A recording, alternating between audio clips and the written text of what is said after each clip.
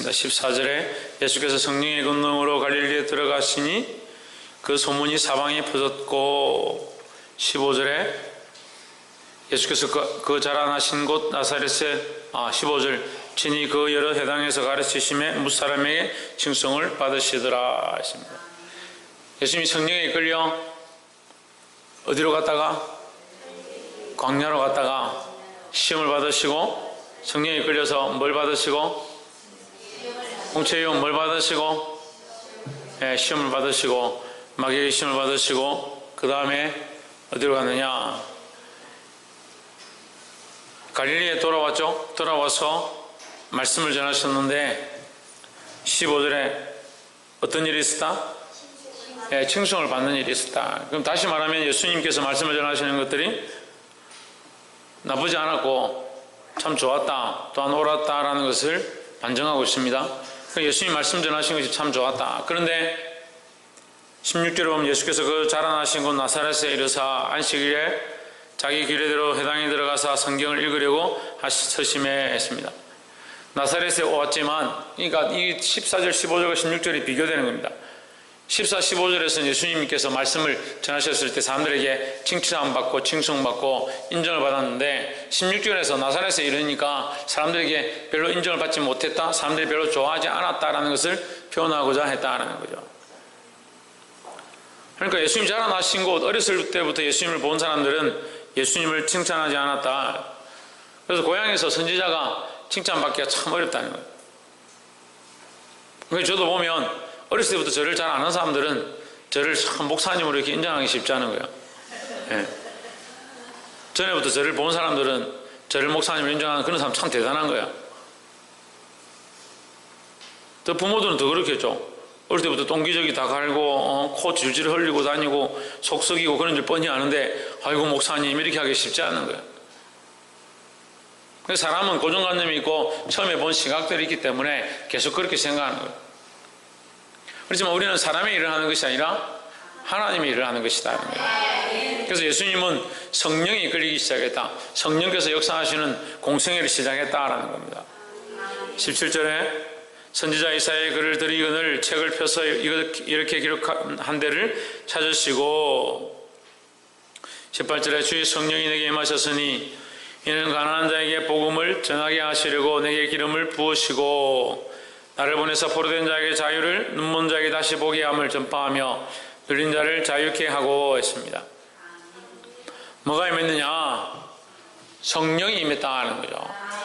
성령이 누구에게 임했습니까? 예수님에게 성령이 임했습니다.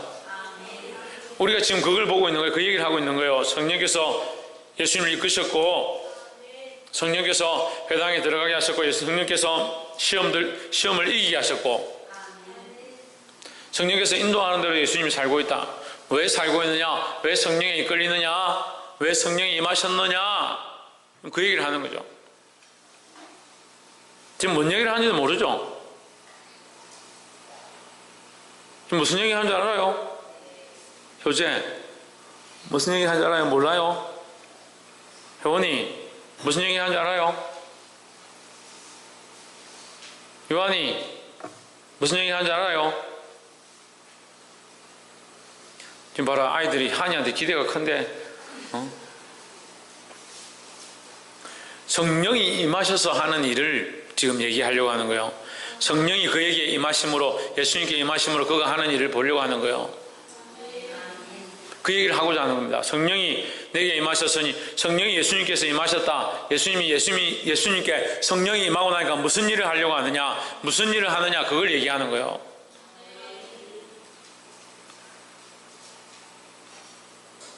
저기 가서 손 들고 있는다. 성령이 임하시고 나니까 이는 가난한 자에게 복음을 전하게 하시려고 내게 기름을 부으시고 나를 보내사 포로된 자에게 자유를, 눈먼 자에게 다시 보게 함을 전파하며 눌린 자를 자유롭게 하고 했습니다. 성령이 무슨 일을 하게 하느냐? 이 일들을 하게 한다는 거예요. 가난한 자에게 복음을 전하게 하시려고 했습니다. 성령은 가난한 자에게 복음 전하는 일을 하기를 원하신다는 거죠. 우리는 무슨 일을 하고 싶은가? 복음 전하는 일에 집중해야 되는 거죠. 성령을 사모합니다. 성령의 은혜를 사모하는 사람들이 많이 있습니다. 근데 성령을 받고 나면 뭘 하고 싶은가 하는 거죠. 성령 받고 나면 남들이 못하는 방언을 하고 싶습니다. 그 방언에서 뭐 하고? 주를 기쁘시게 하기 위해서 방언하려고 하는 것도 아니고 남들 다 하니까 나도 방언을 좀 해야겠다. 아침에도 얘기했죠. 무슨 생각입니까? 자기를 위한 생각이에요. 자기를 위한 생각. 성령이 임하셔서 내가 마음이 좀 위로가 되면 좋겠다. 누구를 위한 생각이냐? 자기를 위한 생각이에요. 성령이 오셔서 뭘 하기 원하냐? 가난한 자에게 복음이 전파되어진 역사가 있기를 원한다 했습니다. 복음을 전하게 하시려고 성령이 오셨다라는 겁니다. 옆에서 한번 보십시오. 성령은 우리에게 복음을 전하도록 하십니다. 복음을 전하도록 하시는데 특별히 누구에게? 가난한 자에게. 왜 부자란 말을 하지 않느냐? 부자에게 복음이 필요 없다는 것이 아니라 부자들은 자기 생활에 바쁘고 자기 먹고 사는데 충분하니까 하나님이 그렇게 갈급한 게 아니고 하나님 없으면 안 되겠다는 생각이 별로 없다라는 거죠. 차라리 가난한 자에게 복음을 전해라. 하나님 없으면 못 살 것 같고 하나님 없으면 안 되겠다고 생각하는 자에게 복음을 전하라는 거죠. 내게 기름을 부으시고, 기름을 부었다는 건 뭡니까? 구별하여 세웠다. 구별하여 세웠다는 거예요.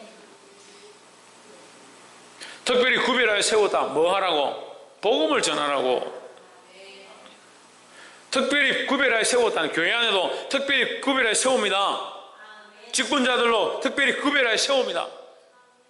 특별히 구별하여 세워진 자들이 뭘 해야 됩니까? 기도하고 복음을 전하고.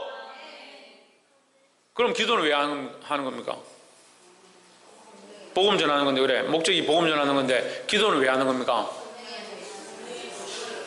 성령에 따라서, 성령의 이끌림을 사모하기 위해서.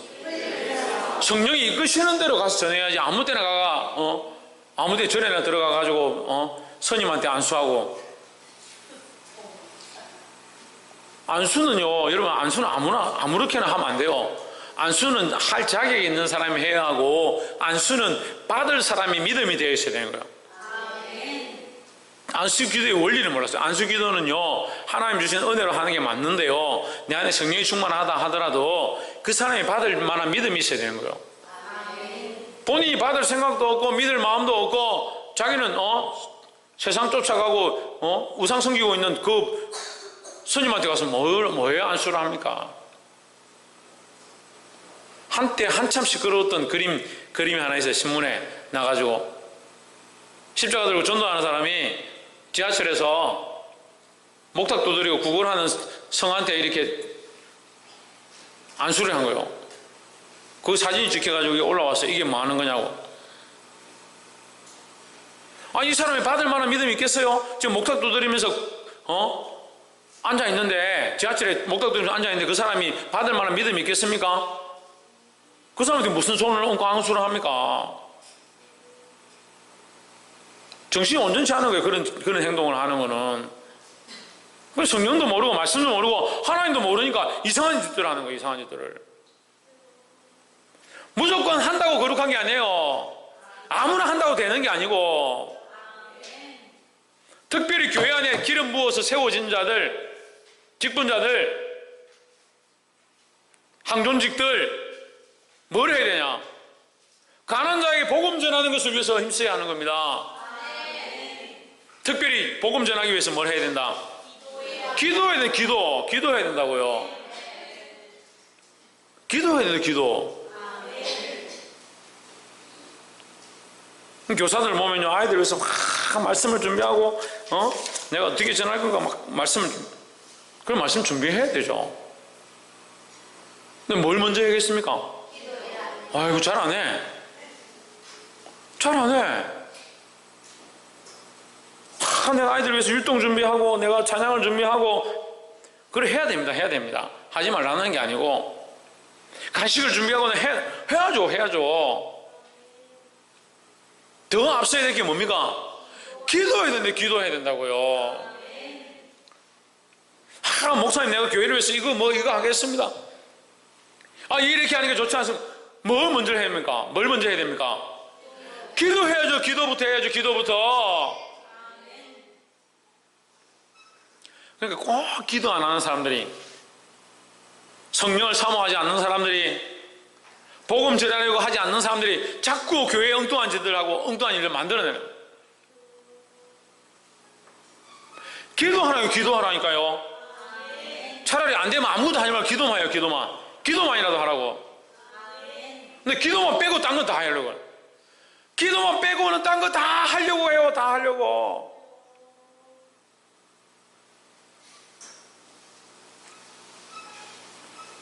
청소 안 한다고 교회가 안 돌아갑니까? 밥 안 한다고 교회가 안 돌아가요? 여러분 헌금 안 한다고 교회가 안 돌아갑니까? 봉사 안 한다고 교회가 안 돌아가요?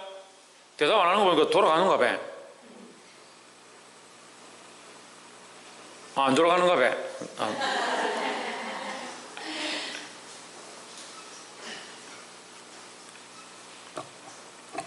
한 사람 두 사람 안 한다고 해서 교회가 안 돌아가는 게 아니에요.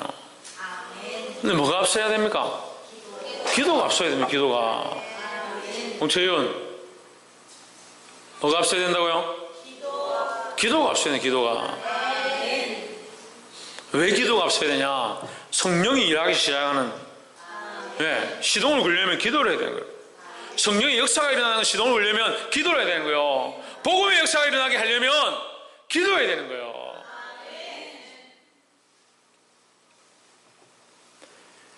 길을 모으셔서 세우시고 나를 보내사 포로된 자에게 자유를, 우리가 가서 뭘 해야 되냐? 포로된 자에게 자유를, 눈먼 자에게 다시 보게 함을 전파하며 눌린 자를 자유롭게 하고, 이 일을 우리가 해야 되는 거예요. 금요일 날 우리가 기도를 하는데 얼마나 하나님께서 은혜를 부으시는지요. 금요일 밤에 기도를 하는데 너무 뜨거워서 막 이 가슴이 터질 것 같은, 특별히 이 땅을 위해서 기도하는데, 이 지역을 위해서 기도하는데 얼마나 이 땅이요 폐역하고 메말라 있고 열매가 없네. 열매가, 복음의 열매가 없어요. 이 땅이. 지금 잠이 오는 사람들 신기합니다. 이런 가슴이 아파가 속이 상해가지고 얘기를 하는데 잠이 와요? 예? 이 땅이 답답함을 보고 내가 얘기를 하는데 지금 여러분 잠이 와요? 이 땅이 다 메말랐어요.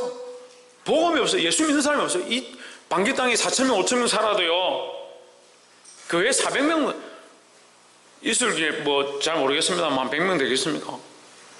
삼성교회 뭐 한 3, 40명 되겠습니까? 우리 한 50명 됩니까? 60명 됩니까? 10분의 1도 안 돼요. 10분의 1도 안 돼요. 아니 20분의 1도 안 돼요. 이 땅을 놓고 기도하는데 이 땅을 놓고 기도하는데요. 신표는 어때요? 신표는 사람 더 많이 살죠? 오늘 교회 제대로 돌아가는 한 군데 있죠. 한 군데. 새벽교회 하나밖에 없죠. 그럼 예수 믿는 사람 몇 명이냐? 그런데 왜 답답함이 없어요? 이 땅을 바라보는데 이 답답한 땅 가운데 하나님께서 임하시고 하나님의 역사가 있기를 기도하게 되는 거예요.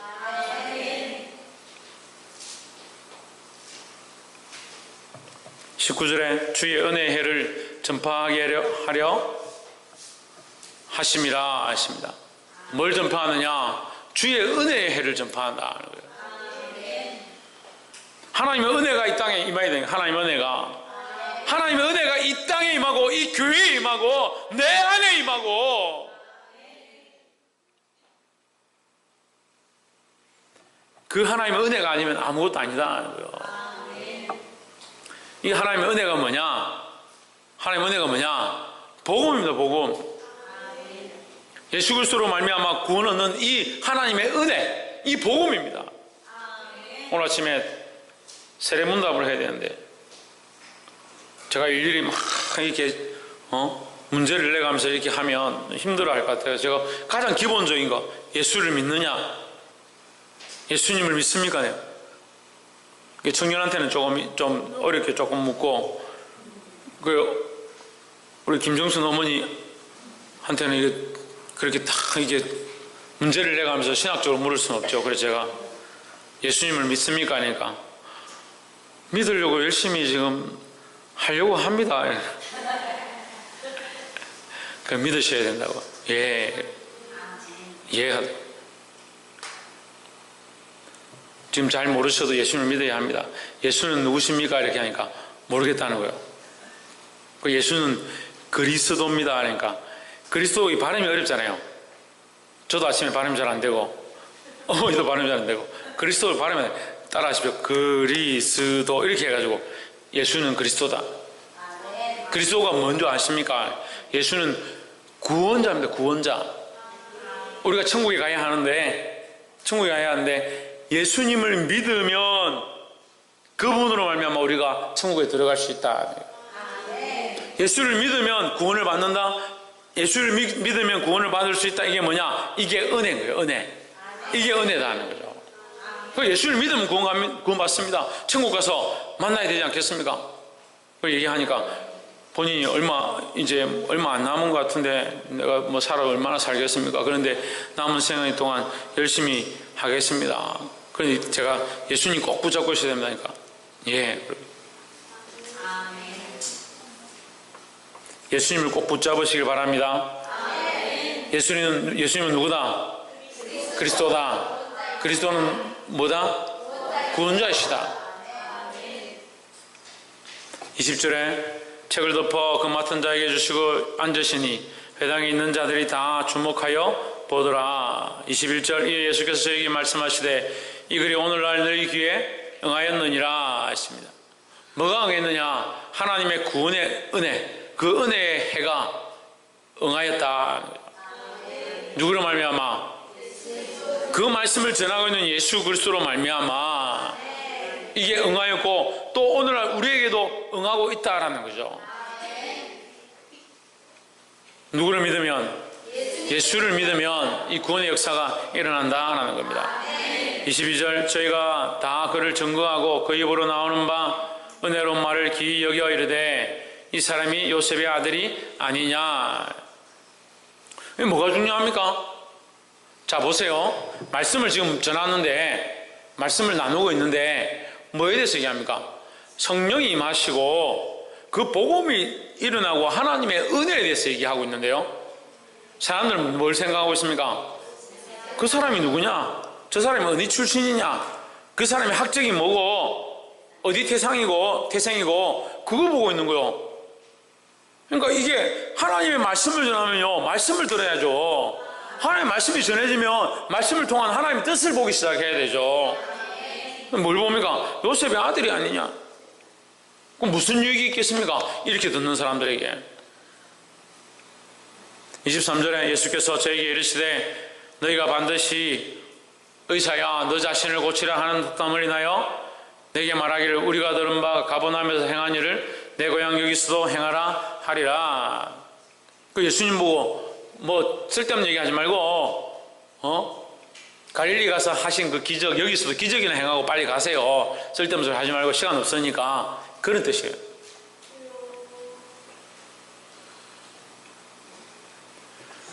고쳐주는 자를 보면 고침을 받는 것에 감사해야 되는데 지도 인간인데 지가 뭔데? 이런 생각하는 거죠.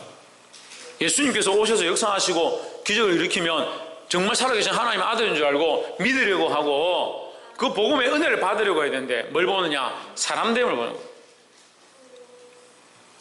24절에 또 이르시되 내가 진실로 너희에게 이르노니 선지자가 고향에서 환영을 받는 자가 없느니라 했습니다. 이 누가복음 4장 24절은 저한테 위로가 좀 돼요. 아, 고향에서 환영을 잘 못 받는구나. 자기 고향에서 환영을 못 받는다. 자기 어렸을 때부터 자라온 데서는 환영을 잘 못 받는다. 그런 얘기가 되는 거죠.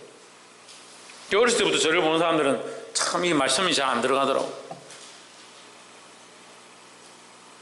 그래서 사람을 보는 것이 아니라 말씀을 보아야 하고, 상황들을 보는 것이 아니라 그 안에 역사하시는 하나님의 뜻을 보아야 한다는 거예요. 오늘 여기까지만 함께 나누겠습니다. 말씀을 맺겠습니다. 사랑하는 여러분, 사랑하는 여러분, 우리가 뭘 바라보아야 합니까? 사랑을 바라보아야 합니까? 예수 그리스도를 바라보아야 합니다. 뭘 집중해야 합니까? 복음에 집중해야 합니다. 복음을 통해서 우리는 뭘 알아야 합니까? 하나님의 은혜를 알아야 합니다. 은혜인 줄 모르는 거예요. 은혜인 줄 모르는 거예요. 아동부 어린이들 일어서